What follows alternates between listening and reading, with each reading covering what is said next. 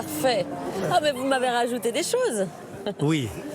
Là, vous avez des piments de padrone, de la sauce à la coriandre. Ça doit piquer un peu, non?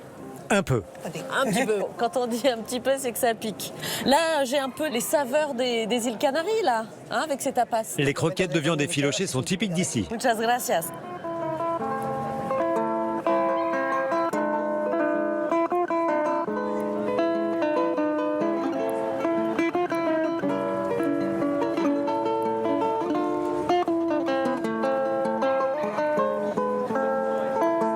Ben voilà, on n'est pas bien là. Hola, qu'est-ce que je suis très heureuse de vous retrouver pour ces nouvelles échappées belles. Nous nous mettons tranquillement à l'heure espagnole, enfin plutôt à l'heure des îles Canaries. Perles de l'Atlantique, îles de l'éternel printemps, elles sont considérées par certains depuis l'Antiquité comme un lieu paradisiaque et pour beaucoup d'entre vous, j'imagine, elles sont synonymes de vacances. Pour ma part, j'ai décidé de les visiter hors saison touristique. On va pouvoir ainsi en découvrir leurs différentes facettes. Ces îles volcaniques font partie d'une zone géographique qui s'appelle la Macaronésie et ont comme particularité de se situer dans l'océan Atlantique, au large des côtes africaines, tout en étant espagnoles. C'est un beau voyage qui nous attend entre volcans et océan. Alors c'est parti, mes petits canaris.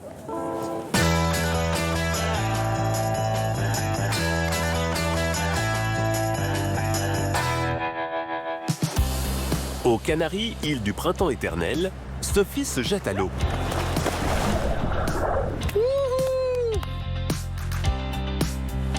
L'archipel se découvre en mer, Les statues, la vie marine, c'est dingue ce qu'il y a en dessous. mais aussi dans les airs. J'ai tout quitté pour venir ici. Et plus je reste, mieux je suis. Donc je suis pas prête de partir. Tu aimes, Sophie? Ah oui, j'adore, c'est beau. On a l'impression d'être dans un western. Ici, la nature n'est pas qu'un magnifique décor. Ce sont des lieux qui sont faits pour réveiller la sensibilité des visiteurs. Elle est vivante. La laurisylve est le poumon de l'île. Pour les peuples premiers, c'était fondamental. Ils pouvaient récupérer de l'eau. Je dois pas me méfier, hein, ils sont gentils les requins ici. Moi, je me retourne et je m'en vais. Sympa ton pote. Et promet des rencontres aussi étonnantes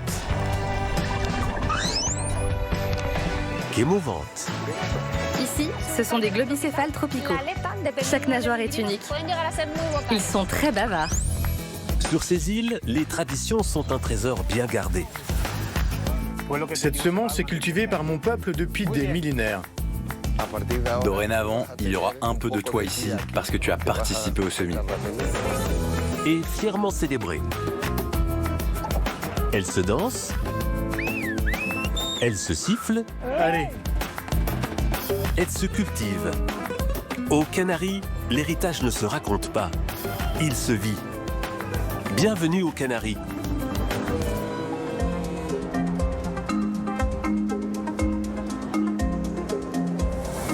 bonjour. Hola, un té, por favor. T'es vert ou t'es noir? Nègre. Oups, pardon. Ça, c'est les vagues. Ouais, j'ai des pièces qui volent.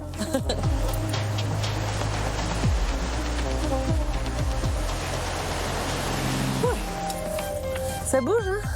Vous avez pas le mal de mer, vous, ça va? Oui, la mer est assez agitée. Ouais. Vous êtes en vacances?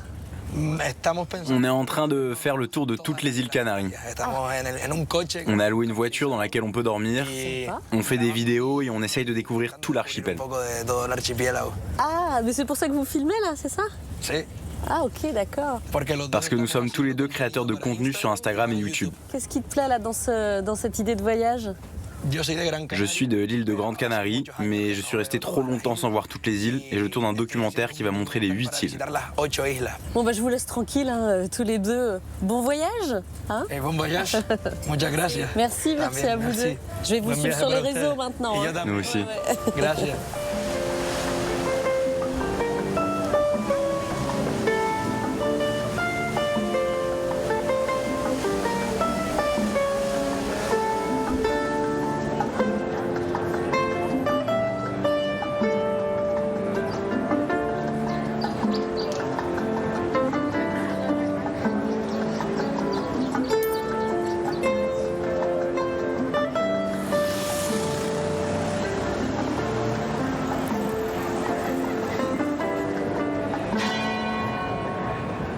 Nous sommes accueillis toutes les deux par les cloches de la cathédrale. Elle est très belle cette place. Je suis heureuse, Judith, de pouvoir m'offrir une escale avec toi ici à Las Palmas sur l'île de Grande Canaria. On a vraiment l'âme espagnole avec cette place et son architecture et cette magnifique cathédrale là. Hein. Oui, c'est la première cathédrale construite aux Canaries. Et c'est aussi la plus grande. La place Santa Ana est très connue. C'est l'emblème de ce quartier. Tu vois qu'il y a des bâtiments de style colonial. Le quartier est aussi connu car il y a beaucoup de tournages de films. On croise de nombreux acteurs célèbres. Beaucoup de films tournés ici sont censés se dérouler en Amérique latine. Et qu'est-ce qui t'a fait choisir particulièrement l'île de Grande Canaria et Las Palmas? Le climat. Le climat est parfait pour tous les sports nautiques, dont le kayak. Et puis le vent, nous avons des conditions parfaites. Et quand il n'y a pas de vent, il y a quand même de bonnes vagues pour surfer. Bon, moi j'adore le kayak, donc je suis très heureuse de pouvoir en faire avec toi. On continue à nous balader un petit peu en ville et puis après, tu seras ma prof? Allons-y.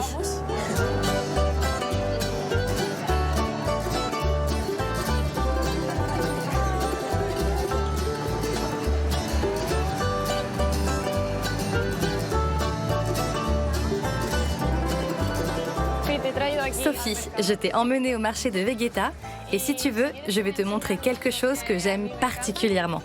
Un bon jambon espagnol. Ah oui, alors ça me plaît ça. Oh là là, il est appétissant votre jambon, monsieur. Oh, merci. De rien.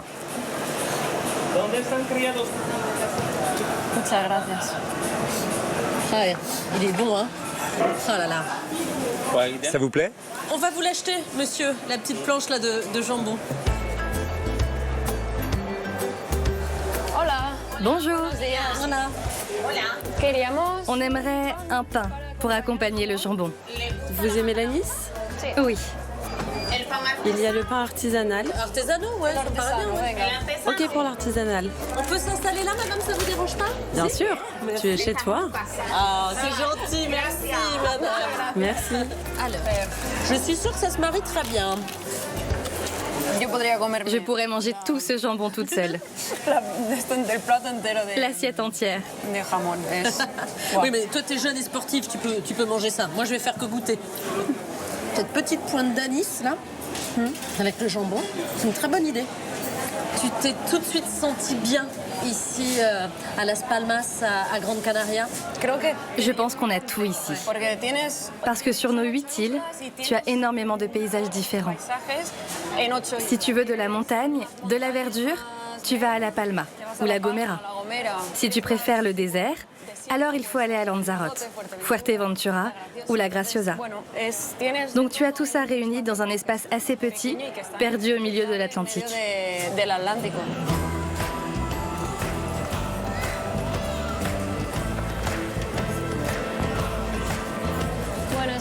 Voici la rue Triana. C'est la rue piétonne la plus importante de Las Palmas. Il y a un mélange de styles architecturaux, comme le néoclassique, le néo-baroque et le moderniste. Ah ouais, c'est vraiment très très beau. Oui, il y a aussi un mélange avec l'art nouveau, le style belle époque. Vous savez de quand datent ces bâtiments? Celui-ci de 1908, mais certains datent de 1896. La plupart sont modernes. Mais le plus intéressant, ce sont les dames qui passent. Ah, c'est pour regarder passer les filles. Moi, j'ai cru que vous regardiez les maisons. Okay. Bon, on est un peu macho, hein. Ok, tout va bien, tout va bien.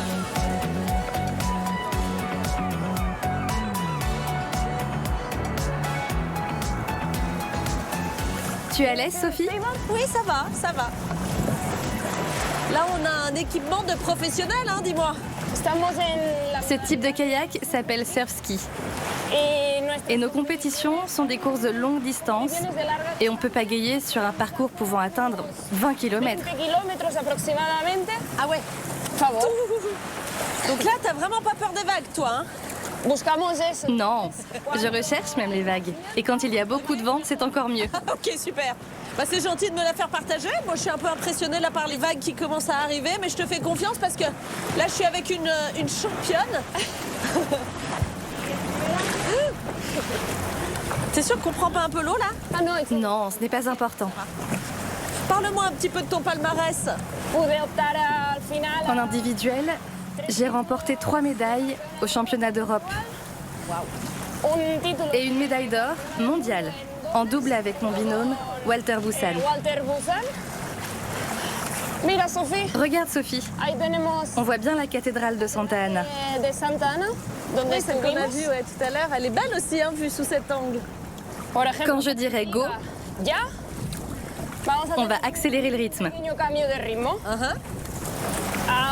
Maintenant, go!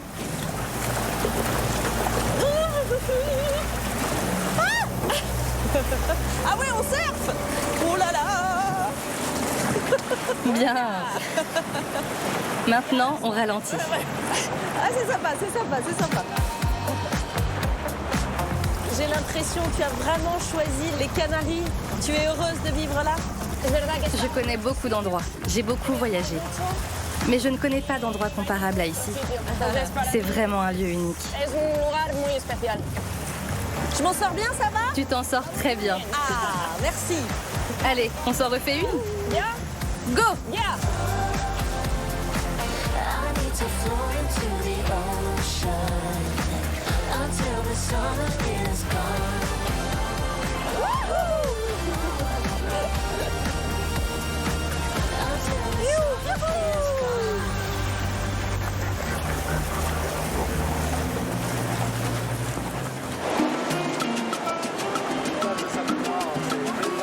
On va pouvoir profiter de la plage tout à l'heure. Ouais. Aux Canaries, le soleil ne connaît pas de saison. Ces Bretons savourent l'hiver canarien à la terrasse d'un restaurant. À la nôtre. On prend notre temps, on profite bien des moments présents, du paysage, de la nourriture, de la gentillesse des Canariens. C'est super. Tout va bien. À quelques tables des Français, une luxembourgeoise partage le même attachement pour l'archipel. Moi, j'habite ici depuis 6 ans et je me sens tellement bien ici. Je ne retournerai plus jamais au Luxembourg. Et ici, c'est toujours du beau temps. J'ai plus mal aux os comme avant. Ici, certains arrivent pour quelques jours, puis ils reviennent et parfois ils restent. Là, nous sommes dans un quartier. On est là pour tout le monde. On donne autant aux étrangers qu'à nos voisins. C'est comme la famille. En fin de compte, prenons un Français par exemple qui pendant les 15 jours où il est là, vient tous les midis à manger. C'est évident qu'on va créer une connexion. Et ça pour nous, c'est très important. Je pense que ça doit être à 19 degrés là. 19 degrés, pas de quoi impressionner des Bretons. Dans l'eau, quelques minutes suffisent pour redevenir des gamins.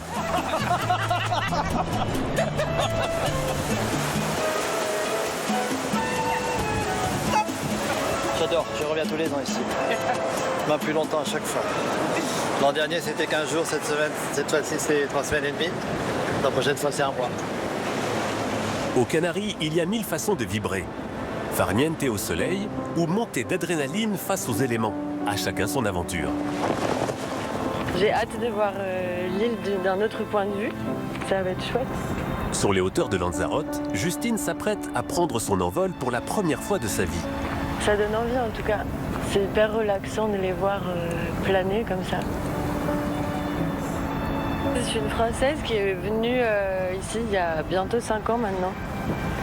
J'avais mon travail, tout à Paris et j'ai tout quitté pour venir vivre ma vie ici. Et je me suis toujours dit, tant que je suis bien, je reste. Et plus je reste, mieux je suis. Donc je suis pas prête de partir.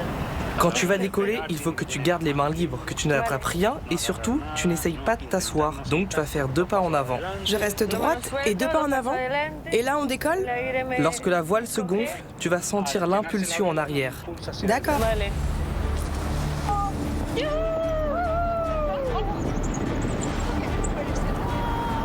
Ça va bien? Oui, ça va super bien.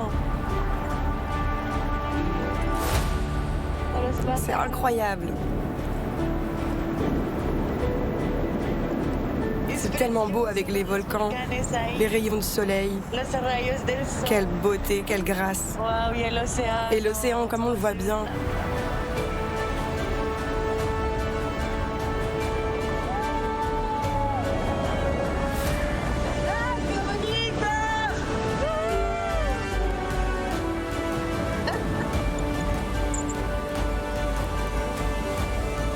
C'était incroyable. Je sens plus ma bouche et mes doigts, mais magique. Avec les oiseaux et tout, c'était trop beau. Et puis on a eu un coucher de soleil de dingue là. Dans l'air, Justine a trouvé la légèreté. Mais à Lanzarote, la beauté ne s'arrête pas au ciel. Elle se prolonge sous la surface. Donc, ce que nous allons faire, c'est visiter un musée sous-marin. Il se trouve à 12 mètres de profondeur. L'artiste qui l'a créé s'appelle Jason de Caires Taylor. Il a fait ce musée pour sensibiliser le public à l'environnement, à la protection de la nature. Cet après-midi, Javier fait visiter le musée Atlantique à 2 plongeurs anglais. Je voulais voir le musée. J'en ai beaucoup entendu parler. C'est pour moi aujourd'hui l'occasion de le visiter. Je suis très curieux de voir ce qu'il y a là-dessous. Allez, allons plonger.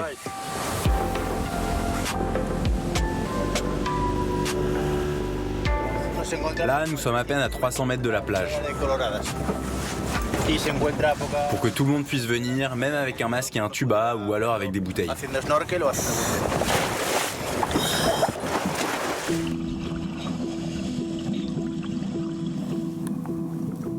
À mesure qu'ils s'enfoncent, des hommes, des femmes, des enfants apparaissent figés sur le fond marin. Une foule silencieuse. L'artiste britannique Jason de Caires Taylor a imaginé cette installation comme un miroir de notre époque. Avec le temps, la mer s'est appropriée l'œuvre. La vie marine s'installe entre les statues. Le béton est devenu un refuge. Les statues, la vie marine, c'est dingue ce qu'il y a en dessous. C'est vraiment une super plongée. À quelques mètres sous l'Atlantique, l'art ne se contemple pas, il se traverse. Une autre manière, encore, de découvrir l'archipel.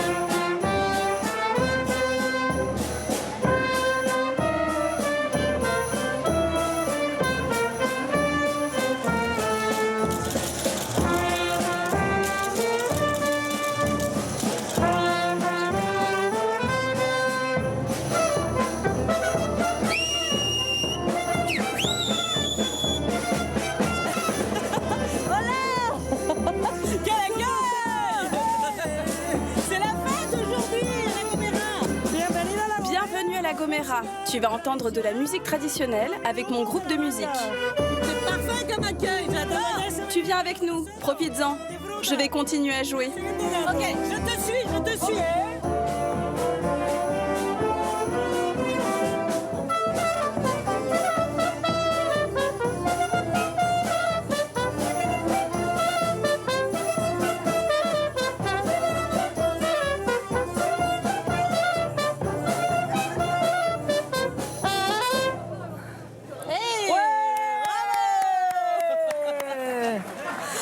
Ça te plaît? Ah oui, j'adore l'ambiance. Aujourd'hui, c'est un jour super spécial parce que nous célébrons la Romeria, une procession en l'honneur de San Sebastián, qui est le saint patron de mon merveilleux village. Oui. Alors toi, Loreto, tu m'as appelé à l'instant d'une façon très particulière. C'est la première fois que j'apprécie d'être sifflée dans la rue. Oui, je t'ai sifflé parce que j'étais assez loin. Et je me suis dit, avec la musique, Sophie ne va pas m'entendre. Alors ce que j'ai fait, c'est siffler ton prénom. J'ai dit « Ah, Sophie !» Et toi, tu as reconnu ton prénom. Et donc, tu t'es tout de suite retournée. Parce que tu m'as sifflé, parce que ici, il y a un langage très particulier qui s'appelle le Silbo Gomero. C'est un langage sifflé. Oui, le Silbo Gomero est classé au patrimoine de l'humanité. C'est une tradition très ancestrale. Tu vas comprendre pourquoi en voyant le relief que nous avons ici à La Gomera. Il y a beaucoup de montagnes, on ne fait que monter ou descendre. Donc si on ne voulait pas marcher tout le temps, nous n'avions pas d'autre moyen pour se parler d'une vallée à l'autre que de communiquer en sifflant. Ça, c'est Sophie. Sophie. Okay. Ah, c'est formidable. 1, 2, 3.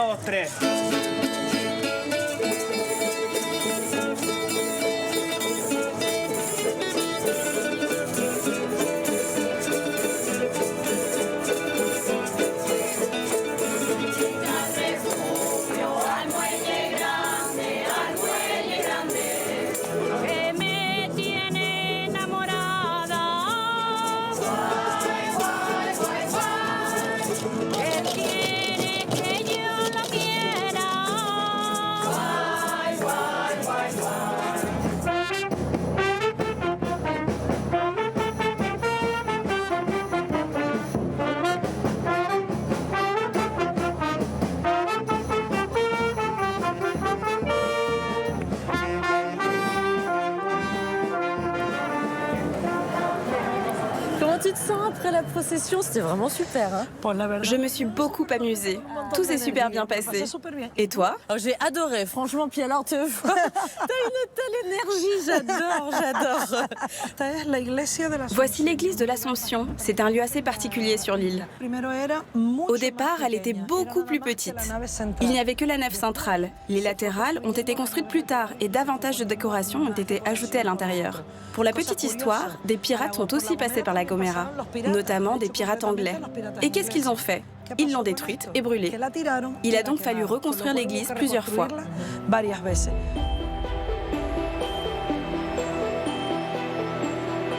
Cette île de la Gomera, ça a longtemps été un point de ravitaillement pour les conquistadors qui partaient sur la route du Nouveau Monde.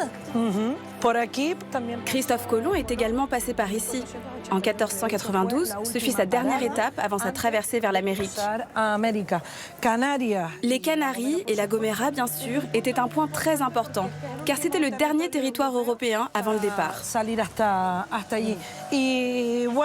Ce fut une période difficile, car les conquêtes, comme presque toutes les guerres, ont une part très sanglante et dure. Mais c'est ce qui constitue l'histoire et ce qui fait que la Gomera, telle que nous la voyons aujourd'hui, est ce qu'elle est.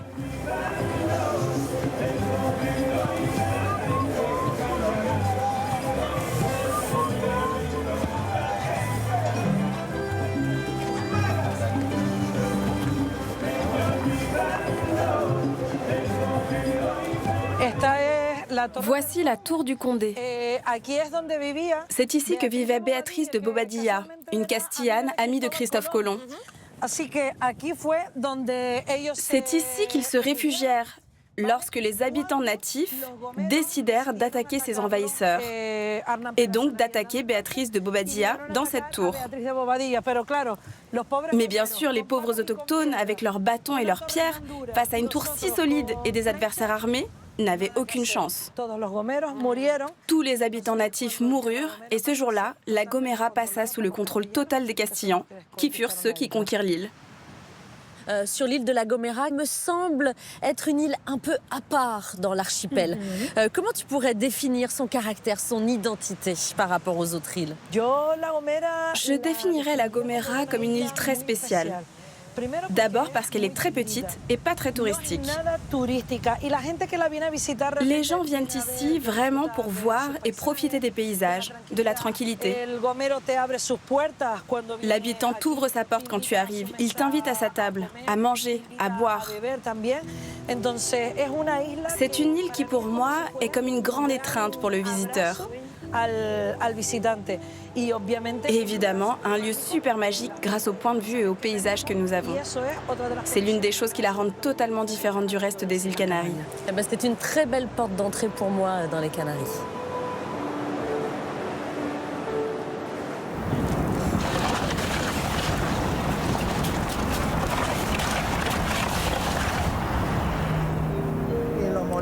éolienne, ça ne peut pas vraiment rivaliser avec le moulin à vent. D'abord, parce que le moulin a 200 ans. Et elles n'ont même pas 5 ans. Et puis, c'est vrai, elles fournissent beaucoup d'électricité, mais le moulin, lui, fabrique de la nourriture. Et on en a besoin pour survivre. L'électricité, c'est important, mais la nourriture, ça l'est encore plus. La journée d'un meunier canarien commence toujours de la même manière. Francisco torréfie d'abord ses céréales. C'est la base du gofio, cette farine locale consommée depuis des siècles aux Canaries. À Fuerteventura, le vent souffle presque toute l'année. Une énergie naturelle exploitée très tôt sur l'île. On a compté ici plus de 1000 moulins à vent. Aujourd'hui, il n'en reste plus qu'un seul, encore en activité, avec son meunier, le petit moulin de la Assomada. Pour orienter les ailes de son moulin face au vent, Francisco utilise des gestes ancestraux. La méthode est simple et infaillible, le doigt mouillé. Là, ce que je suis en train de faire, c'est que je déploie les voiles. Je les attache et, une fois qu'elles sont en place et alignées, je libère une aile et j'attrape la suivante. Quand j'arrive à la 3e ou 4e aile, ça devient plus dangereux. Parce que là, il commence à y avoir de la force et cela peut vous échapper des mains. La règle, c'est qu'il ne faut jamais tourner le dos au vent. On doit sentir le vent, ressentir la brise.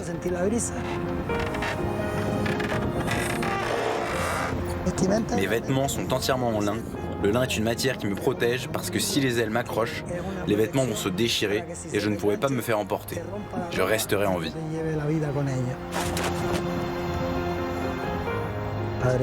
Mon père, en ce jour, en cet après-midi, je te présente cette belle mouture, ton moulin. Seigneur, bénis ces vents, afin que nous puissions obtenir une bonne mouture de gofio. Seigneur, Amen. Francisco est l'un des derniers meuniers à vent d'Europe. Il a appris ce métier in extremis, juste avant la disparition de son maître. Là, on voit bien comment les grains tombent un par un. Un moulin qui fonctionne, ça se voit de loin. Alors, souvent, les gamins du coin passent voir Francisco pendant qu'il travaille. Il les accueille toujours avec bienveillance. Qui sait, peut-être que parmi eux, l'un reprendra un jour le flambeau. Bienvenue au moulin de la Assomada. La pierre tourne bien maintenant. On commence à sentir l'odeur de la farine. Viens, on va en goûter un peu pour voir.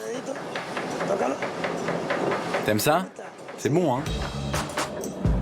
Le moulin de Francisco n'est pas un musée. Il vit de son activité. Il vend et livre sa farine à des restaurateurs et à des particuliers.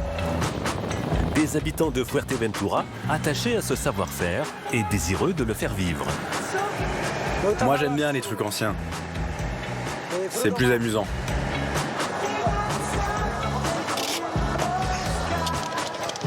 Salut, ça va? Je t'ai apporté ta farine. À bientôt, les gars. Au revoir, le meunier.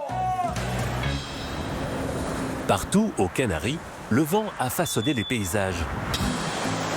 Dans l'île de Grande Canarie, il s'est allié à l'océan Atlantique pour créer un étonnant désert, les dunes de Maspalomas. Ce monde de sable est aujourd'hui encerclé par les zones touristiques. À force d'être trop fréquenté, l'équilibre fragile de cet écosystème se dérègle. Les vents dominants sont les alizés qui soufflent du nord-est. Donc les alizés sont chargés de déplacer le sable. Le soleil aussi est très important parce que le sable, il faut qu'il soit sec pour qu'il se déplace, il est plus léger, il se déplace et forme les dunes. Aujourd'hui, cette guide naturaliste et ce groupe de résidents français s'associent à des agents du parc pour une mission.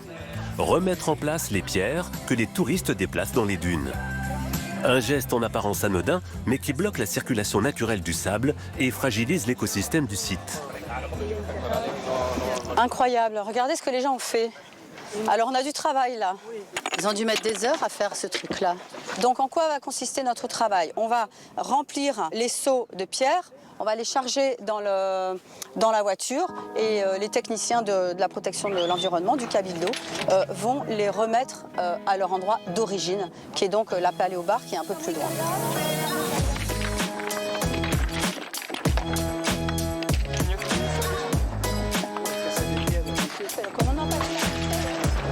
En plus de certaines œuvres plus ou moins artistiques, les visiteurs se construisent parfois de véritables protections contre le vent. On déplace des quantités de pierres, vous voyez, ça fait déjà un moment qu'on est là, on est 12 personnes et on n'en vient pas à bout encore. En fait, c'est une interférence quand même sur l'écosystème parce que ça freine justement le vent, ça freine le sable en fait qui devrait bouger parce que je vous rappelle que les dunes, c'est un écosystème, c'est dynamique. Une fois les agents de l'environnement repartis, Valérie reprend sa randonnée habituelle.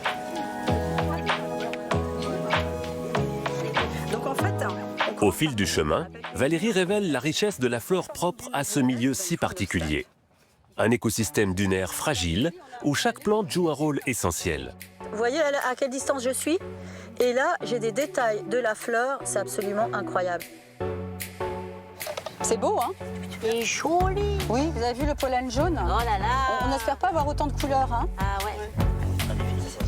Je vais vous dire au revoir ici. On a terminé notre visite. Donc merci de transmettre vos connaissances à d'autres personnes. Ça, c'est le but. Merci beaucoup. Au revoir. À Maspalomas, les dunes ont été façonnées par le vent. Et lui seul devrait continuer à les modeler.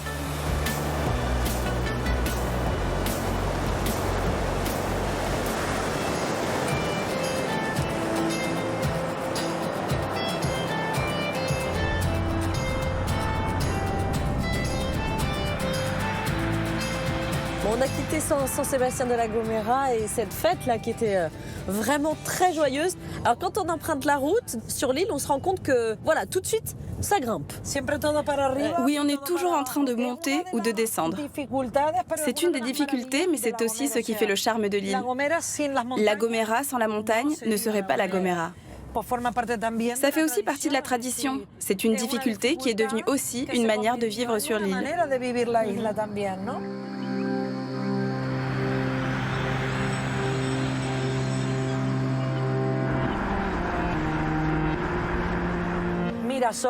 Regarde Sophie, ce tunnel, nous l'appelons le tunnel du temps dans le sens météorologique. Pourquoi? Parce que normalement à San Sébastien, que nous venons de quitter, le temps est toujours plus ensoleillé, plus agréable. Mais dès que tu traverses ce tunnel, tu trouves ce que nous voyons maintenant. Les nuages, le froid.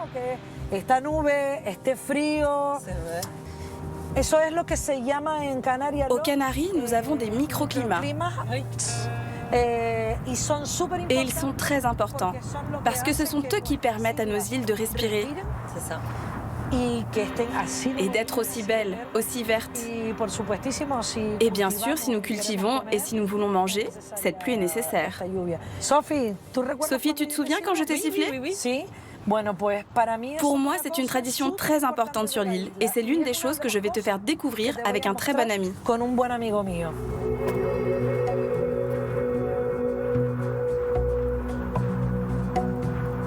Tu aimes, Sophie? Oui, j'adore, c'est beau. On a l'impression d'être dans un western. Dans des endroits comme celui-ci, autrefois, les gens venaient avec leurs chèvres pour les faire paître. Parce qu'avec tout ce verre, c'est une très bonne nourriture pour les chèvres. Et donc, ça fait du meilleur fromage. Alors, que se passe-t-il? Tu vois la distance entre ici et là-bas? Si toi et moi voulions nous parler, penses-tu que ce serait pratique de marcher d'un sommet à l'autre? Je ne crois pas. Ça marchait pas si on disait « tu m'entends ?» Non, ça marche pas. Non, moi j'ai une meilleure méthode.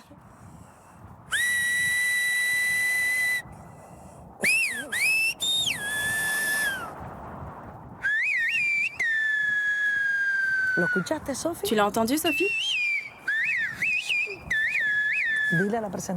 Dis à ton ami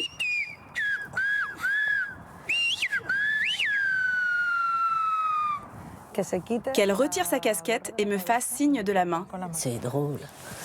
Bonjour, cher ami. C'est génial. Ah non, mais on peut vraiment tenir une conversation. Je pensais juste qu'on s'interpellait d'une vallée à l'autre et tout ça. Mais oui, c'est vraiment formidable. Bonjour. Je suis ravie de vous rencontrer. C'est très impressionnant, là, cette discussion sifflée que vous venez de faire tous les deux. Vous êtes un maître du silbo?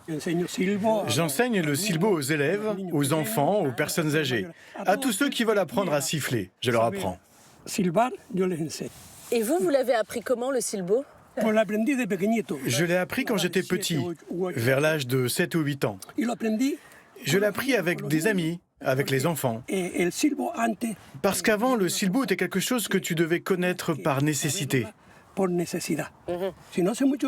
S'il n'y a pas trop de vent, un siffleur peut tenir une conversation à 2000, 2500 mètres. Ce savoir-faire existe depuis l'arrivée des premiers habitants de l'île. Et moi, j'aimerais vraiment que ça ne se perde pas. Alors vous qui êtes enseignant de silbo, j'aimerais beaucoup apprendre, mais il faut que je vous dise quelque chose, c'est que je ne sais pas siffler, mais pas du tout. Vous allez voir, c'est une catastrophe.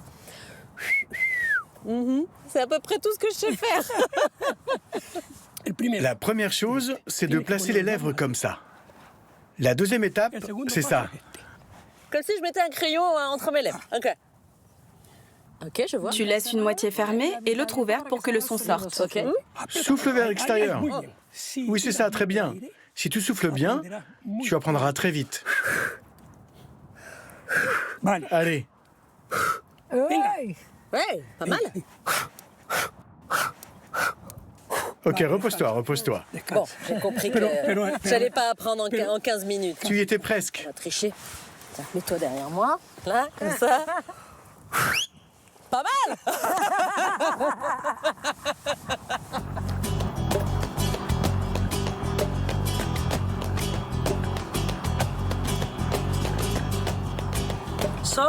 Sophie, je dois te dire qu'il n'y avait pas qu'une seule surprise. J'en ai une autre avec d'autres amis.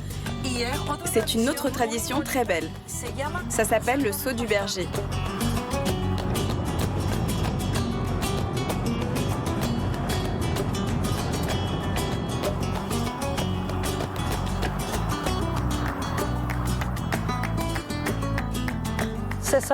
On descend de la montagne avec un énorme bâton qu'on appelle l'astia. Ah oui, c'est ce qu'on voit là. Oui, on a trouvé le moyen de communiquer d'une montagne à l'autre et on a aussi trouvé le moyen de passer facilement d'une montagne à l'autre sur ces terrains très escarpés. C'est impressionnant là, ce qu'ils font.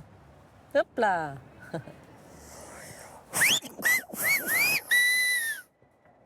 Ouais, c'est ça, venez les copains. Ah, hey, il te répond. J'arrive, c'est ça? Si. C'est? Hola chicos. Salut les gars. Bonjour. Encantada.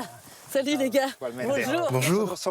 On fait partie de l'association Tamonerk qui nous permet de nous réunir pour pratiquer le saut du berger. Nous continuons à pratiquer cette activité ancestrale. Ça reste la meilleure manière de se déplacer sur le territoire. Des terrains abrupts, montagneux, des ravins, des pentes. C'est pas trop dangereux? Il n'y a pas trop de chutes? Si. Au début, tu peux te faire une petite entorse, une petite luxation, mais pas plus que ça. Pas de chute dans le vide, pas de grosses chutes. Tu dois toujours mettre un pouce vers le bas, puis l'autre vers le haut. On descend toujours d'un coup, les pieds joints, et toujours les pieds vers l'arrière, jamais vers l'avant. Sinon, on ferait ça et on tomberait. Et oui. Et c'est là où tu veux tomber. Ouais. Exactement. Et ça sert aussi à monter, comme ça, pour gravir la montagne. Donc oui, ça t'aide à descendre et à monter, en fait. C'est pratique pour les deux. Ça ne fait pas de bruit, ça n'émet aucune particule de rien du tout, c'est tout simplement complètement naturel. C'est une relation directe entre la personne et l'outil. Ce qui nous plaît, c'est le contact avec la nature, sa découverte. Parfois, tu arrives dans des endroits où tu ne peux pas aller autrement. Il se passe quelque chose de particulier, non, sur cette île de La Gomera? Vous êtes une génération là qui a vraiment envie de maintenir les traditions très vivantes. Oui, c'est très important pour nous, eux comme moi, de faire en sorte que cela ne se perde pas. C'est une manière de se reconnecter à ses racines. Pour savoir où tu vas, tu dois savoir d'où tu viens. Bon bah alors on part devant et on vous laisse sauter les garçons d'un caillou à l'autre. Merci beaucoup, c'était super sympa de vous croiser. Avec plaisir, à bientôt. Ciao.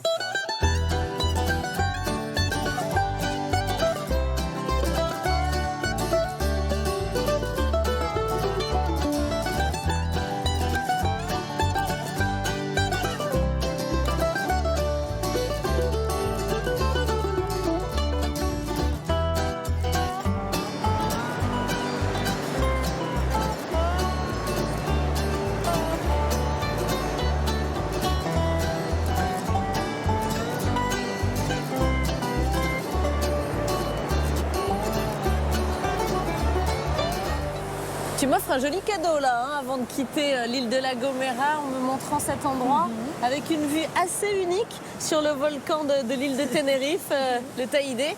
Et puis cet endroit là, ces plages de La Gomera qui sont très très belles, vraiment. Petit coup de cœur hein, pour La Gomera. Franchement, j'étais très très heureuse de te rencontrer. Avec plaisir, merci à toi. Et je suis pas prête d'oublier la façon dont tu m'as appelée. Sophie, viens voir. Non, franchement, c'était exceptionnel. Mon bateau arrive, mais je suis presque triste de te quitter. J'espère revenir ici un jour. Moi aussi. Ah, bon, c'est dommage, je l'aimais bien cette casquette. Bye bye. Fais un beau voyage. Salut. Merci beaucoup. À bientôt, j'espère.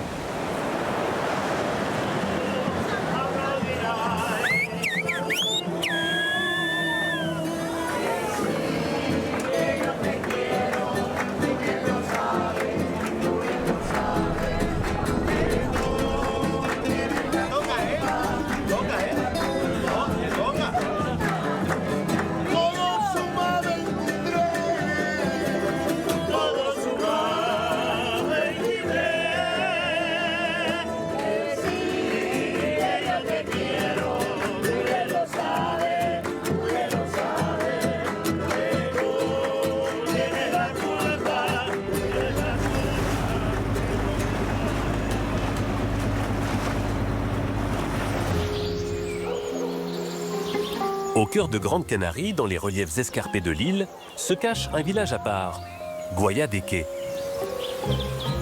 Ici, pour vivre heureux, on vit caché dans la roche. Maisons, églises, restaurants, tout ou presque a été creusé dans la montagne. Bonjour, bienvenue au restaurant Tagoror. Je vais vous montrer le plan de notre grotte. Comme vous pouvez le voir, nous sommes actuellement situés dans cette zone. Les gens se perdent souvent, mais nous leur disons toujours que s'ils se perdent, ils n'ont qu'à crier pour que nous venions les chercher.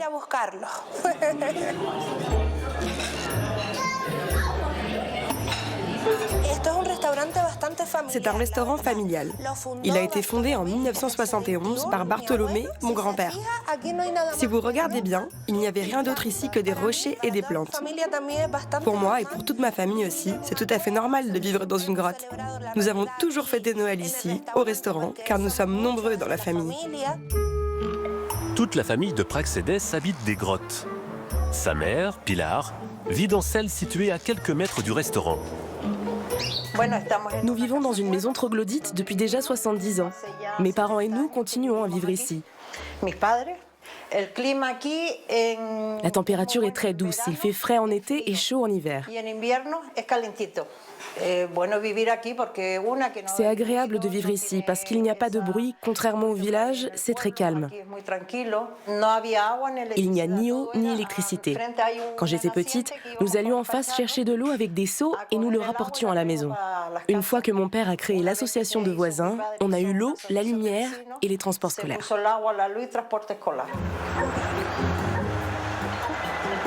La vallée de Guayadeque, habitée depuis des millénaires, est un livre d'histoire à ciel ouvert. Là, tout ce que vous voyez sur la falaise, ce sont des grottes indigènes. Il y en a qui servaient d'habitation quotidienne et d'autres pour les dépôts funéraires.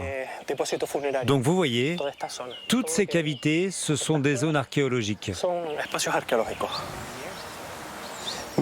Mon intérêt pour les gens qui vivent dans les grottes remonte en partie à ma mère.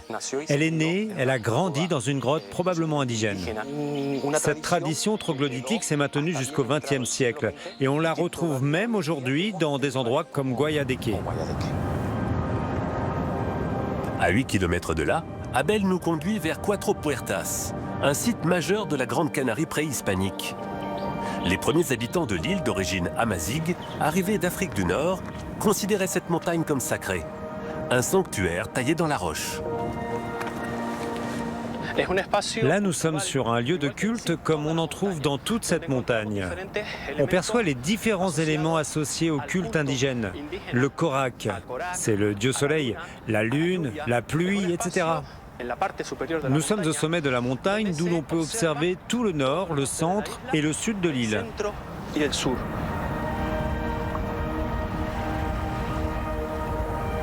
Ici, certains détails ne se dévoilent pas au premier regard. Il faut l'œil exercé d'un archéologue pour les distinguer. Ah, en voici un. Vous voyez? Un triangle pubien féminin.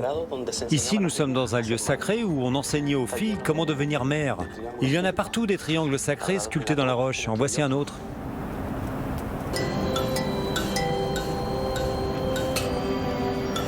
Là, nous sommes dans la pièce qu'on appelle la grotte des piliers.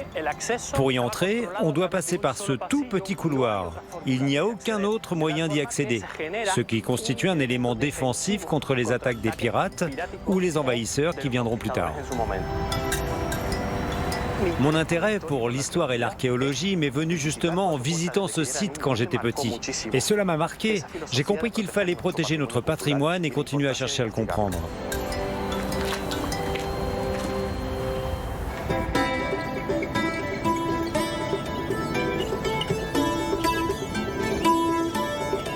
À Rameos del Agua, sur l'île de Lanzarote, dans un ancien tunnel de lave creusé par le volcan, la nature a façonné la grotte. L'homme, lui, l'a transformée en joyau architectural. Cet escalier, je l'ai vu se construire. Martial a consacré sa vie à ce lieu. Il en est devenu directeur à seulement 18 ans. Cet endroit est d'une beauté si brute que j'ai vu des gens de toutes sortes, des scientifiques, des gens importants, qui se sont émus devant tant de grandeur. Pour moi, nous sommes dans le temple de la beauté. On voit ici que l'intervention artistique s'est faite dans un respect absolu de la nature. Martial a bien connu l'homme qui a imaginé Rameos, César Manrique. Artiste visionnaire, il a transformé une coulée de lave en œuvre d'art, en faisant dialoguer nature et architecture. Un jour, César m'a dit, « Martial, exerce-toi à regarder et à vivre la vie chaque jour, car ce que tu as vu hier, le paysage, la fleur, les plantes, les herbes, seront encore différentes demain. » César Manrique était amoureux de la vie. Avec son lac souterrain, la piscine extérieure est l'autre joyau des Rameos del Agua. Mais derrière, dissimulé dans la roche, se cache l'un des plus beaux auditoriums d'Espagne. Un écrin de basalte à l'acoustique exceptionnelle.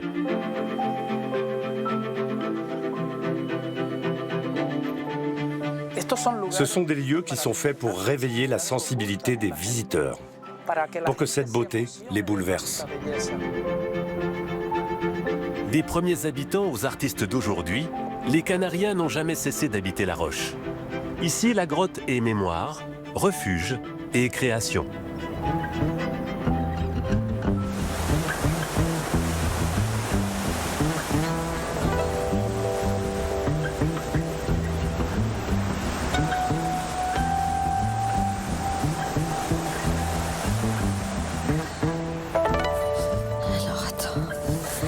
De toute façon, il n'y a qu'un chemin pour arriver. Et Marcos, il m'a dit, tu suis le point GPS. J'ai jamais vu des cactus comme ça. C'est fou. Ils ont des troncs. On dirait vraiment des arbres. Marcos, je suis vraiment perdue.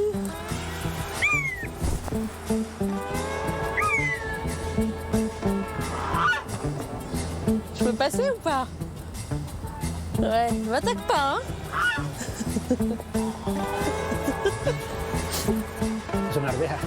Ce sont des petits pois, non? Oui, de Tenerife. Je l'utilise dans mon menu. Je l'accompagne d'une sauce que je fais à base de crème de lait de chèvre. Marcos! Sophie! Ça va? T'es perdu? Tu t'es perdu ou quoi? Un peu. C'est difficile à trouver. Enfin! Je te cache pas, Marcos, que quand tu m'as donné un point GPS au milieu de l'île de El Hierro, je me suis dit que j'allais jamais te retrouver. J'étais perdue. Bonjour. Samuel. Salut Samuel. Enchanté également. Mais quel endroit incroyable ici. Oui, c'est une oasis, un laboratoire de semences. Ici, on essaye de créer une arche de Noé avec des semences d'intérêt agronomique pour les conserver et faire en sorte qu'elles ne disparaissent pas. Ici, je plante la même chose que ma mère, mon grand-père et tous mes aïeux. Je plante les mêmes variétés parce qu'elles ont un goût spécial qui me rappelle mon enfance. Ici, nous cultivons aussi des variétés d'orge pour faire le gofio. Le gofio est l'aliment identitaire. C'est le seul aliment des Canaries qui n'a pas besoin du qualificatif canarien. On dit patate canarienne, moro canarien, banane canarienne, gofio, gofio. Tout le monde sait que c'est canarien. Et le gofio était déjà consommé par les premiers habitants, et c'est encore le cas aujourd'hui. Si tu veux, on peut aller semer l'orge sur la parcelle d'à côté. Vas-y, montre-nous. Je te laisse passer devant parce que j'ai vu que ton oie, elle prenait son rôle de gardienne très au sérieux. Cette semence est cultivée par mon peuple depuis des millénaires. On en faisait du gofio pour survivre. Voilà, tu fermes bien ta main. Quand tu les jettes, ça doit former une étoile. Tu vois, elles sont bien réparties. D'accord. En 3 gestes. Avance un peu. Oui, en marchant. Et tu danses vers le haut. Un peu. Très bien. Parfait. Mais je participe à une œuvre collective, là, qui a un sens. Regarde comme elles sont bien tombées, tu vois. Avant, les paysans disaient que si tu posais une main sur le sol et que tu sentais 5 grains, la répartition était parfaite. Mais regarde, c'est pas mal. 1, 2, 3, 4, 5. On est bien là. Plus ou moins. C'est bon. C'est une très bonne technique. Je crois que c'est fondamental. Non seulement de vivre cette expérience, mais aussi, au moment de cuisiner, d'être capable de transmettre tout l'historique. Dorénavant, il y aura un peu de toi ici parce que tu as participé au semis. Exactement. Ton œuvre est là.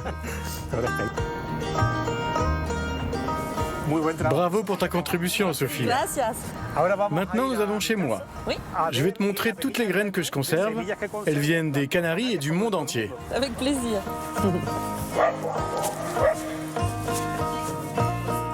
Mais qu'est-ce que c'est joli, ça?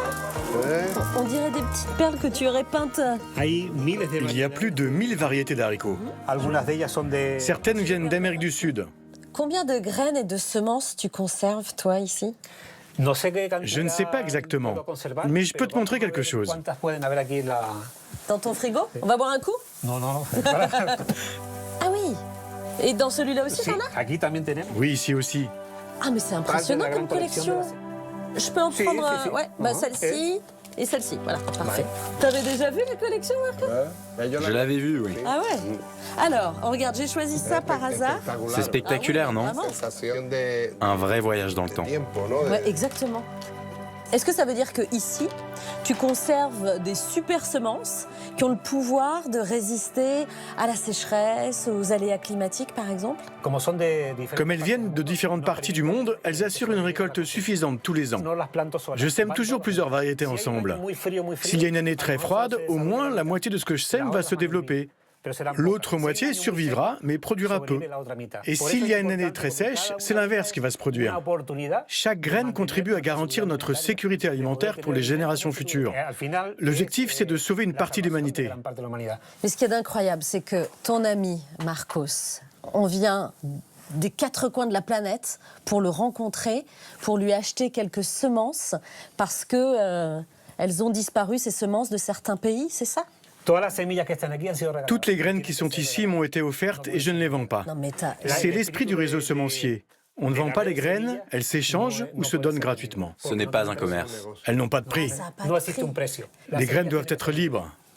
Est-ce que je peux en garder une dans ma poche pour me souvenir de toi? Oui. Tout cela est gratuit. C'est un magnifique cadeau. Bon, on parle de nourriture depuis ce matin. Du coup, tu n'aurais pas un peu de gofio pour moi? Une farine de ces graines merveilleuses.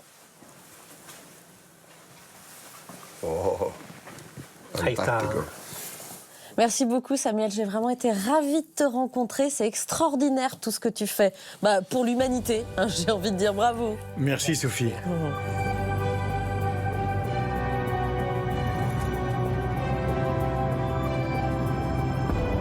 Elle est vraiment tellement mignonne ta petite voiture, hein.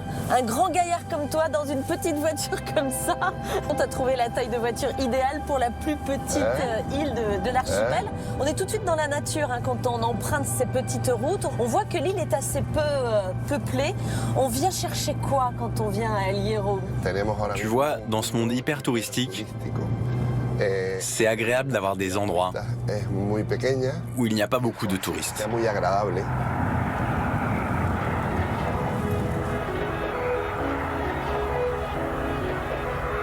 Les paysages changent complètement, c'est très très beau là ce qu'on a autour de nous. On entre vraiment dans la brume en empruntant cette petite route qui nous permet d'entrer à l'intérieur de l'île. En 1 heure, tu peux observer tous les microclimats qui existent sur nos îles et traverser tous ces paysages.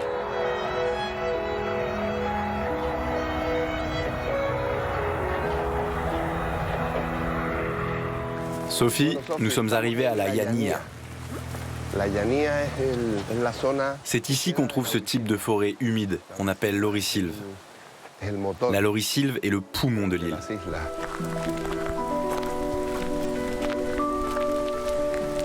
On a l'impression d'être un peu dans un film là, ici. Hein. Oui, nous sommes dans une forêt digne des contes de fées. On imagine que les animaux des contes pour enfants apparaissent ici. Il y a certaines essences que tu ne trouveras pas ailleurs. Il y a des bruyères, des hêtres, des lauriers qui sont endémiques de cet endroit. C'est grâce à eux qu'on peut avoir de l'eau. Et sans ces arbres, notre île serait beaucoup plus désertique.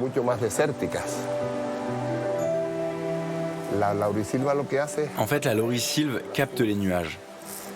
Le vent prédominant des Canaries est l'alizé. L'alizé transporte un air froid. Et quand la nuit arrive, les nuages s'accumulent. Une mer de nuages. Et à l'intérieur de cette mer de nuages se produit une pluie horizontale, une forte humidité. Et ça, pour les peuples premiers, c'était fondamental, parce qu'ils savaient qu'ici, ils pouvaient récupérer de l'eau et donc survivre.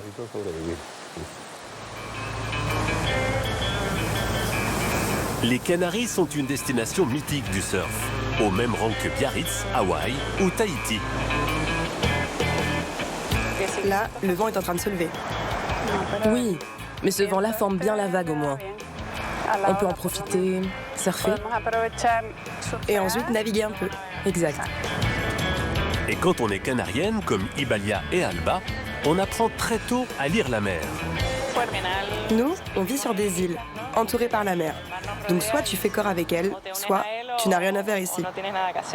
En fin de compte, notre identité est totalement liée à la mer. C'est ce qui est bien à Fuerteventura. On trouve toujours un petit coin pour s'entraîner et pratiquer notre sport. Derrière leur décontraction se cachent 2 palmarès impressionnants. Alba a été championne du monde dans sa discipline, la course de paddle stand-up. Ibalia, elle, est une véritable légende des sports de glisse. J'ai été 10 fois championne du monde de windsurf et 2 fois championne du monde de paddle surf en surf à la rame.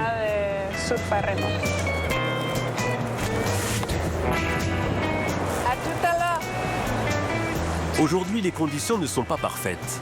Mais pour Alba et Ibalia, chaque session compte. Car pour rester au plus haut niveau, il faut savoir s'entraîner par tous les temps.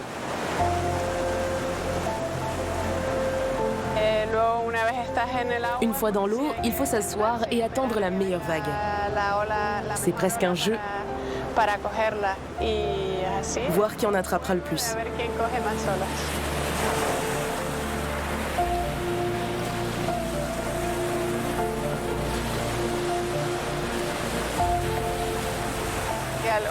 Aujourd'hui, avec les réseaux sociaux, beaucoup de gens se pensent sportifs ou surfeurs sans vraiment l'être. Pour nous, être sportif, c'est de la discipline. Des heures dans l'eau, un entraînement exigeant. C'est un sport très professionnel. Et je suis de plus en plus fière d'en faire partie. Aux Canaries, il existe un autre sport emblématique. Un sport que pratiquaient déjà les aborigènes de l'archipel et qui s'est perpétué jusqu'à aujourd'hui. La lutte canarienne.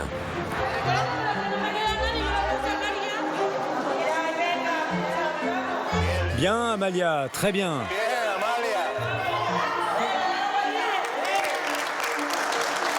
Bien contré. Regarde bien quand elle place sa jambe comme ça.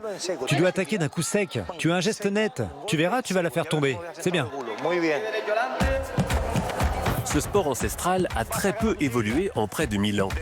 Les règles, les gestes, l'arène de sable, tout est resté presque intact. Mais il y a quelques décennies, la lutte canarienne a connu sa révolution. Les femmes sont entrées dans le cercle.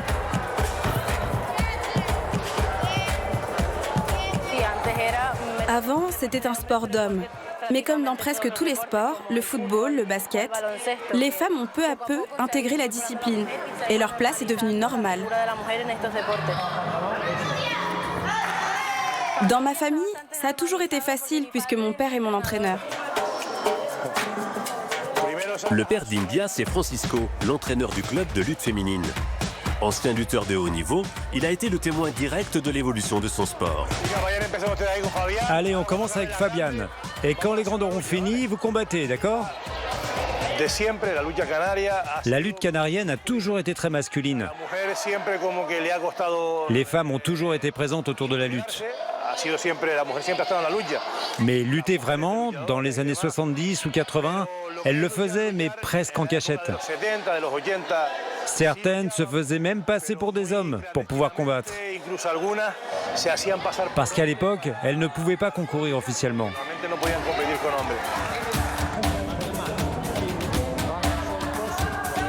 On raconte qu'autrefois, la lutte canarienne servait à régler pacifiquement les conflits de voisinage. On entrait dans le cercle plutôt que de prendre les armes.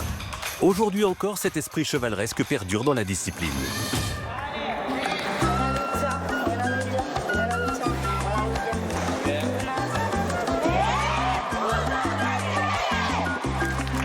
J'espère que ça vous a plu. Et si une Française veut venir découvrir la lutte canarienne, nous serons ravis de l'accueillir ici. Ici, qu'il soit sur l'eau ou dans le sable, le sport fait partie de la vie aux Canaries.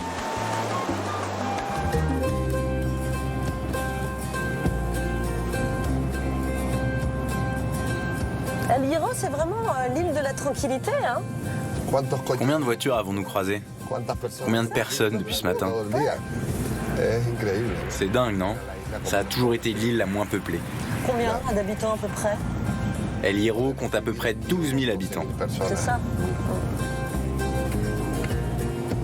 Toi, tu as un attachement particulier avec cette île. Tu es un grand voyageur, mais tu as fait le choix de revenir t'installer ici. J'ai travaillé dans environ 17 pays. Toujours en lien avec les activités sous-marines ou la gastronomie. J'ai dû fermer mon restaurant à Tenerife à cause de la pandémie, mais j'ai pu le rouvrir ici, à El Hierro. C'est une île tellement belle. On ne peut qu'en tomber amoureux.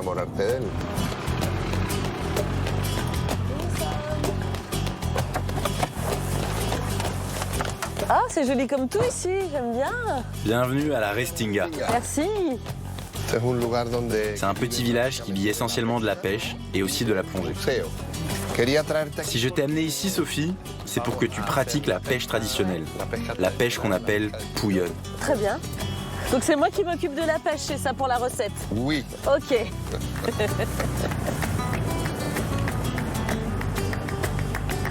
David, ça me fait plaisir de te rencontrer et de partir en mer avec toi. Alors ton ami Marcos m'a donné comme mission de ramener du poisson pour sa recette. Donc je compte sur toi. Je pense que tu es à l'endroit idéal. Sur ce site, les pêcheurs ont décidé de mettre en place une technique qui respecte la ressource. C'est une technique qui a été inventée ici à El Hierro. C'est la méthode la plus sélective qu'on puisse imaginer. Elle est unique au monde. Avant que tu me montres tes techniques de pêche, je veux bien que tu me parles de ce littoral et des paysages que l'on voit là qui sont lunaires. Les Canaries sont l'archipel aux 1000 volcans. Nous sommes au milieu de l'océan Atlantique. El Hierro est la plus jeune des îles, même si elle a été créée il y a des millions d'années par les volcans. Curieusement, tous ces volcans qui nous entourent m'apaisent. Quand je passe entre les volcans, je me sens relaxé et j'ai l'impression de vivre l'insularité canarienne.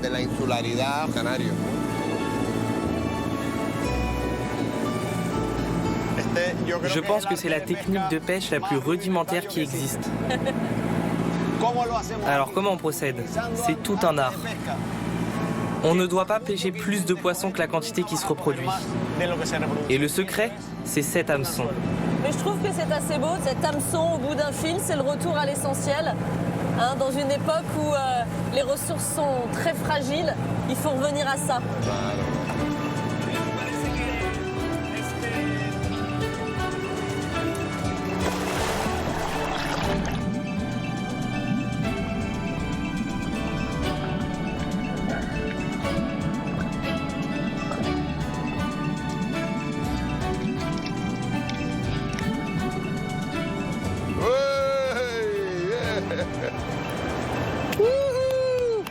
Sophie, ça va? C'est parfait, mission accomplie, chef.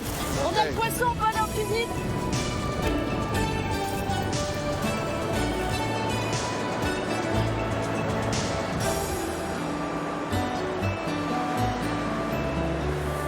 On a retrouvé la ville, là. C'est un peu la capitale de l'île. Valverde s'est agrandi ici, sur les bases de la première implantation indigène qui s'appelait Amoco. C'est une petite capitale, la plus petite des Canaries. Et c'est ici que j'ai mon restaurant. Qu'est-ce qu'elle vend, la dame, là? Tu as plein de tickets de loterie différents. Qu'est-ce qu'on peut jouer, alors, là? La plus populaire, c'est la once. Ok. Je me demandais ce qu'il y avait sur la photo, madame. C'est une fête. C'est une fête qui se déroule à Burgos, sur la péninsule. Elle s'appelle Los Titos. Ce ticket est un jeu au niveau national. Oui, il se joue partout en Espagne. Chaque ticket présente un endroit d'Espagne. Ça marche bien, madame, la loterie? C'est une grande organisation qui est née sous le régime de Franco, pour que les aveugles aient un travail. Après, ils l'ont élargi à tous les types de handicap. Vous voyez qu'il me manque une main, donc. Quel numéro tu veux? Vas-y, choisis-toi. Maria me donne toujours le 7 et le 8, qui sont mes numéros préférés. 4 €. Merci et bonne chance. Merci, madame, merci beaucoup. Marcos, la dame de la loterie, parlait du lien avec la péninsule.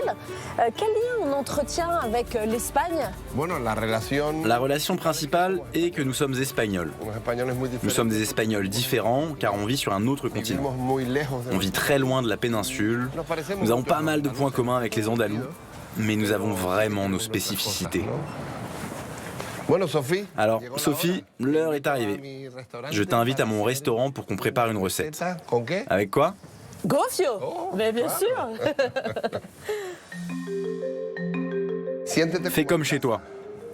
Ici, tu peux toucher à tout, faire des photos, sentir.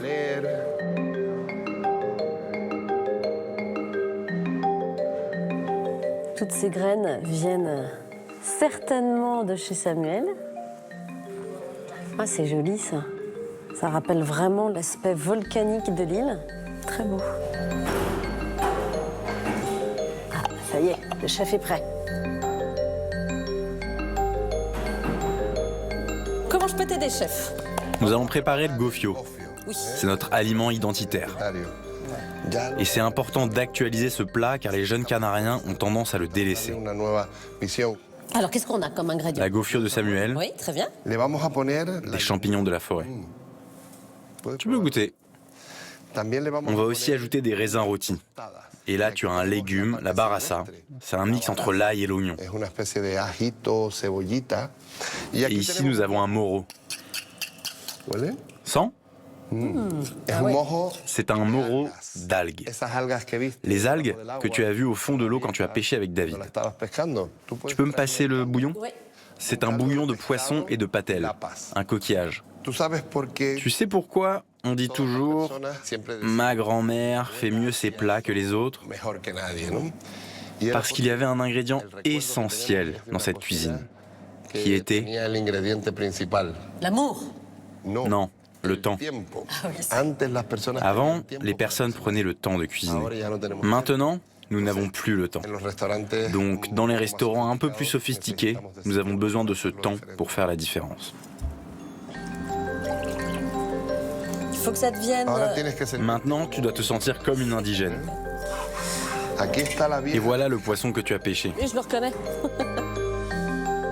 Je retrouve un peu cette odeur un peu toastée, là. Est-ce que c'est OK? Oui, c'est parfait. On en a 2. Parfait. Moi,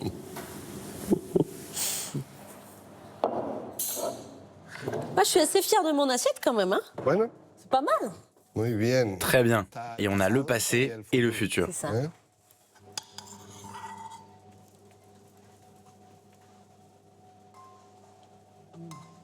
J'aime beaucoup ce mélange. Hein. Je m'attendais à quelque chose d'un peu lourd, d'un peu épais.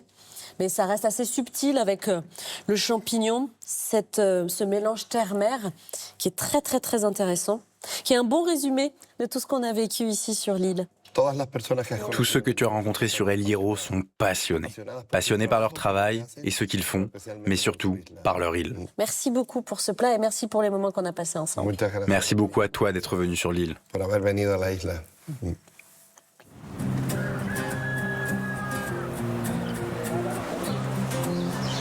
Bonjour madame, comment ça va?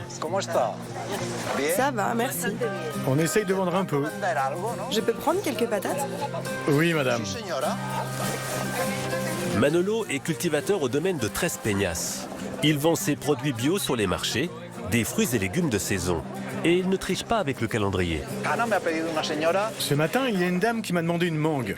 Et on n'est pas dans la saison du tout. Donc je ne peux pas en avoir. Moi, je ne veux pas importer des mangues d'ailleurs. Je vends des mangues d'ici, de Lanzarote. Manolo est l'un des pionniers de l'agriculture biologique à Lanzarote. Plus qu'un métier, c'est une philosophie de vie qu'il aime partager avec ses clients. Un homme n'a pas besoin de 10 millions sur son compte.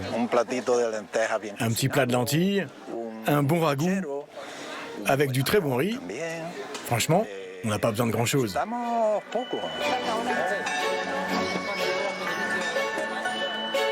Le vrai défi à Lanzarote, c'est de faire pousser des fruits et des légumes dans ce paysage qui semble venu d'une autre planète.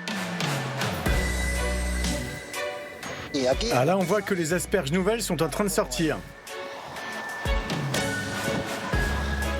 C'est exquis. Les volcans ont recouvert l'île d'une couche de cendres noires qu'on appelle le jofé. Il y a un jofé plus épais que l'autre. Le plus épais reste près du volcan. Imaginons que ça, c'est le volcan. Et là, on voit que la cendre la plus lourde reste près du volcan. Alors que la plus fine est disséminée un peu partout par le vent. On a de la terre en dessous. Voilà, là on arrive à la terre végétale. Donc on a à peu près 15 cm de jofé au-dessus. À 10 km d'ici, il y a des coins où il y a plus de 2 mètres de cendres volcaniques. Mais c'est normal, parce que là-bas, on est tout près des volcans. Cette cendre noire est présente partout sur l'île, mais elle a aussi ses vertus. Alors cela a plusieurs qualités. Ça aide à garder l'humidité, ça empêche l'évaporation, et en plus cela absorbe l'humidité la nuit. Là on voit bien le degré d'humidité.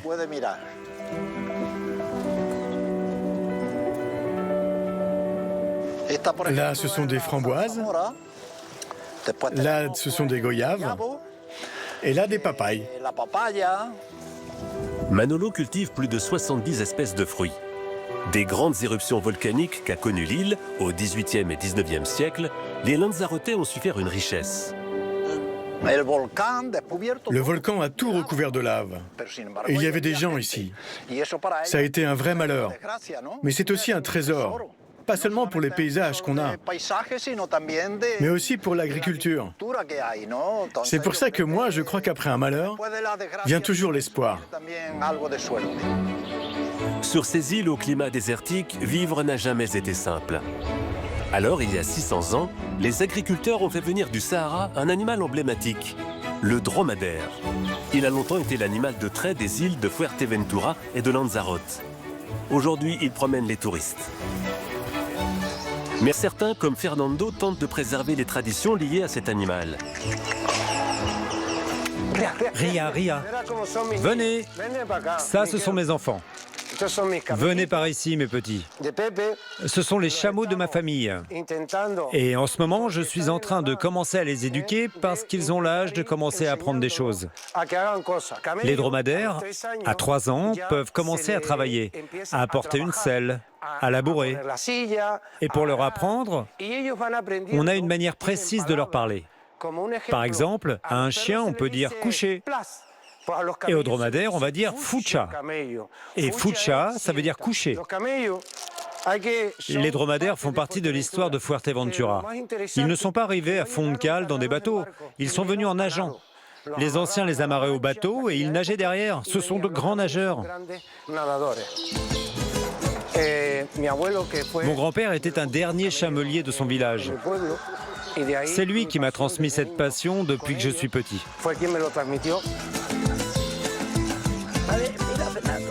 Fernando ne manque jamais une occasion de rendre visite à son ami Miguel Angel.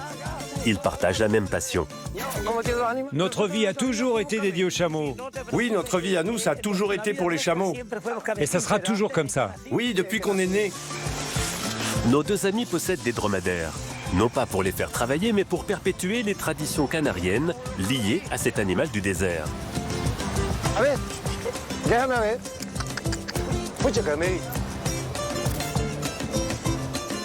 C'est un véritable agneau.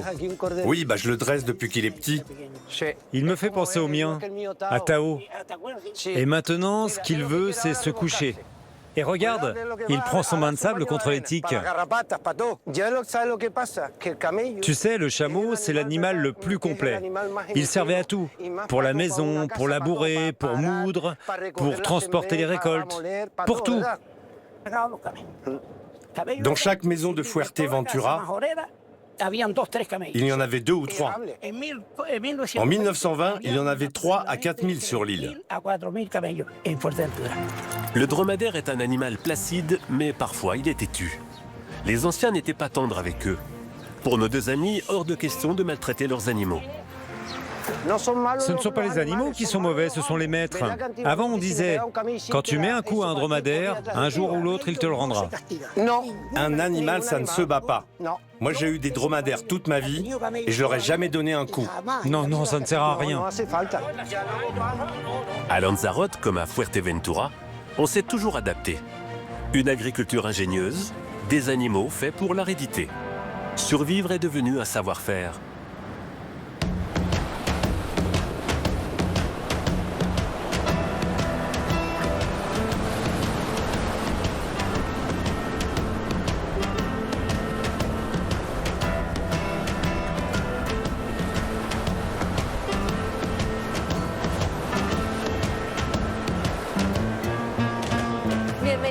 Bienvenue Sophie.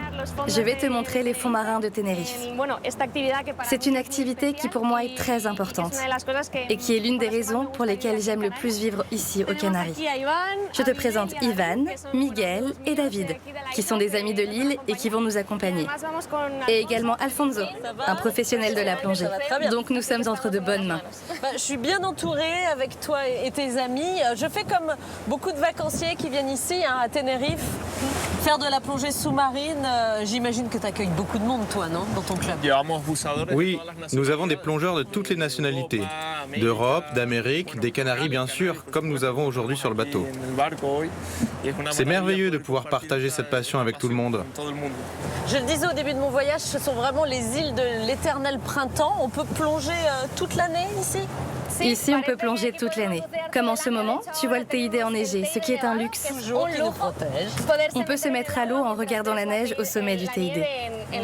On l'appelle le Papa Teide. Est-ce qu'on a aussi des volcans sous-marins?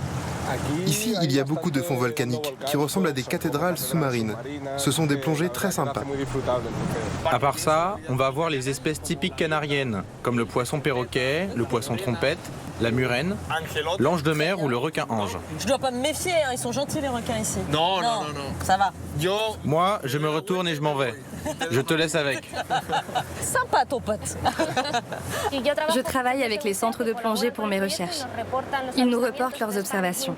Pour moi, c'est très important de recueillir des données sur la présence de ces animaux. C'est grâce à ça qu'on peut mieux comprendre les espèces de cet archipel. Et c'est dans le cadre de ton doctorat que tu fais ces observations ? Oui, une partie de ma thèse porte sur les cétacés et l'autre sur les raies. Nous réalisons la première étude sur ces espèces ici aux Canaries. Nous essayons d'en découvrir un peu plus sur ces animaux.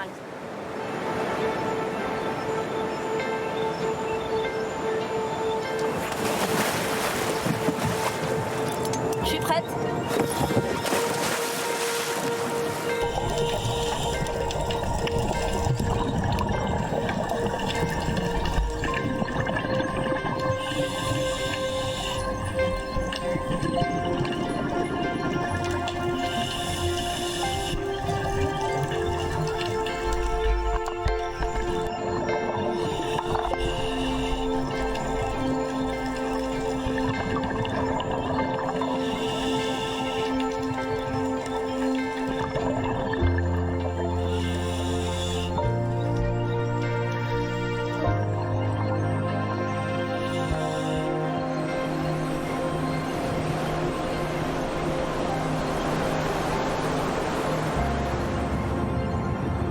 Eh ben dis donc, t'en as des affaires dans ta voiture.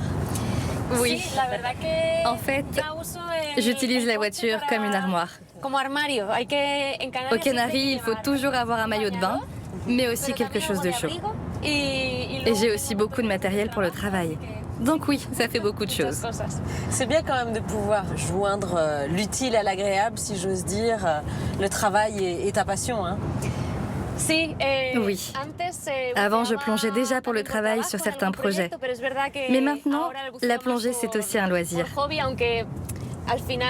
Même si au final, je cherche toujours des animaux, j'ai toujours à l'esprit la recherche biologique. C'est inévitable. Qu'est-ce qu'on cultive là sous ces serres? Nous passons devant des plantations de bananes. La banane des Canaries est très célèbre en Espagne. Elles sont de très bonne qualité et nous essayons de consommer ces produits locaux ici, aux Canaries, et en Espagne lorsqu'ils sont exportés. Maintenant, je vais te montrer une partie de mon travail. On va faire une autre sortie en mer et cette fois, avec un peu de chance, on va voir des cétacés qui sont toujours là pour les touristes.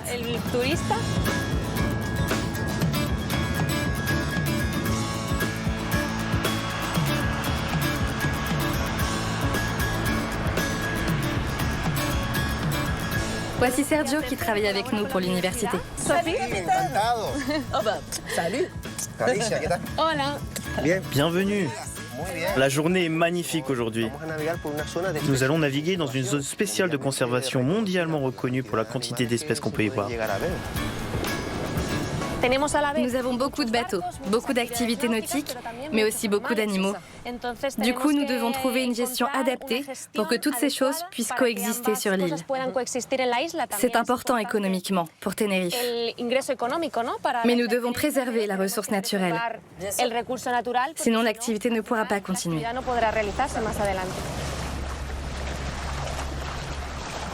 Le plus important, c'est le respect envers l'animal.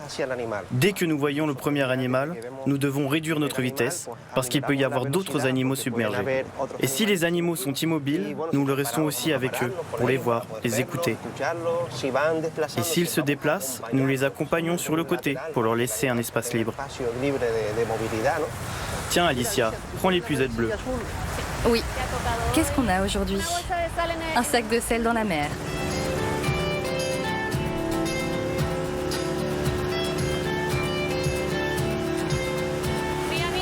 Regarde, ici. Ah oui, ça y est, je les vois. On voit les petites nageoires. Quand ils sont en surface, ils peuvent être en train de se reposer. Ces animaux plongent très profondément et quand ils remontent, ils ont besoin de se reposer en surface pour récupérer. Ici, ce sont des globicéphales tropicaux. Chaque nageoire est unique. On dirait qu'ils viennent nous voir. Et donc, grâce aux photos que nous prenons de leurs nageoires, nous pouvons les identifier. Si tu regardes bien, tu verras qu'ils ont des entailles très singulières. Avec ça, on peut confirmer qu'ils sont résidents toute l'année. Et nous pouvons aussi établir les relations entre les individus, les mères et leurs petits. C'est une méthode non invasive qui consiste à juste prendre une photo, qui permet même aux touristes de partager leurs photos et de contribuer à la science. Et permettre d'en déduire beaucoup d'informations.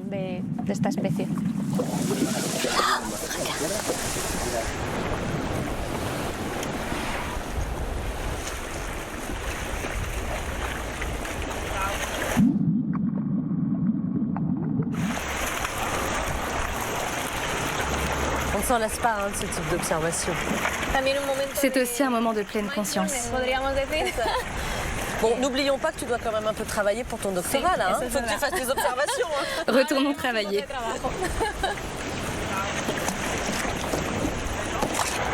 Ils communiquent. Ils sont très bavards. Là, il y a un caca globicéphale. Je vais aller le récupérer. Avec ça, nous pouvons étudier ce qu'ils ont mangé. Ah oui, bien sûr. Et c'est très important. Ce sont des animaux intelligents. Il peut y avoir une connexion très spéciale avec eux. C'est un privilège de pouvoir faire cela ici en janvier ou toute l'année. Alors que dans d'autres endroits, ce n'est pas possible. Merci à tous les deux. C'était vraiment un très beau moment qu'on a vécu ensemble et ça me permet de terminer ce voyage en beauté.